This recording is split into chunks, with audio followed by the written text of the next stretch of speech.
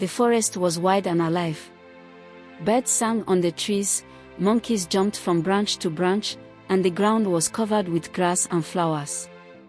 But in that same forest lived a snake named Okiri. Okiri was not like other snakes. He was bigger and stronger. His body was thick like a tree trunk, and his eyes glowed in the dark.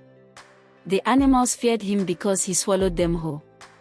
At first, Okiri only swallowed small animals like rats, rabbits, and young birds. But soon, his hunger grew. He swallowed antelopes, goats, and even wild dogs. The animals lived in fear. They could not drink at the river without looking around. They could not eat in peace. Whenever Okiri moved, the ground shook, and all ran away. But Okiri felt proud. He thought no one could stop him. The animals gathered near the river one evening. None dared to drink. They were waiting, watching the bushes. Ike the antelope spoke, "How long shall we live like this? Every day, someone is missing. Yesterday, my cousin was swallowed."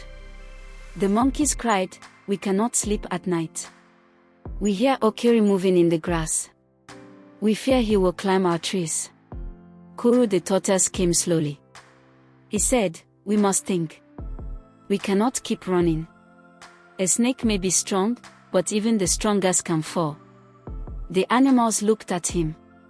But no one believed it was possible to fight Okiri. That night, as the moon shone, Okiri swallowed a wild dog. His body moved in waves as the animal struggled inside him. He hissed loudly, warning all.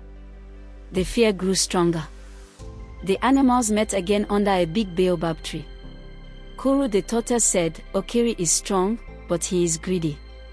His greed will trap him. We must use his hunger against him." Ike asked, "How?" Kuru explained, "We will offer him a large animal, too large for him to swallow. When he tries, his body will stretch until he can no longer move. Then we can finish him."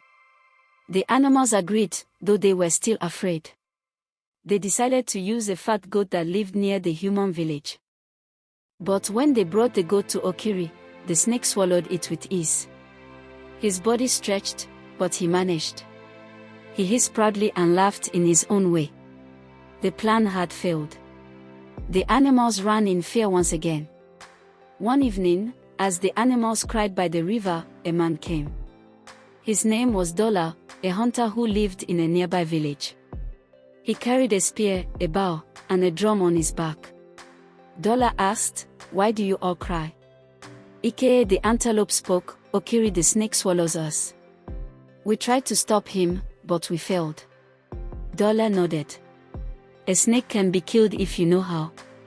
But I will need your help. Alone, I cannot do it."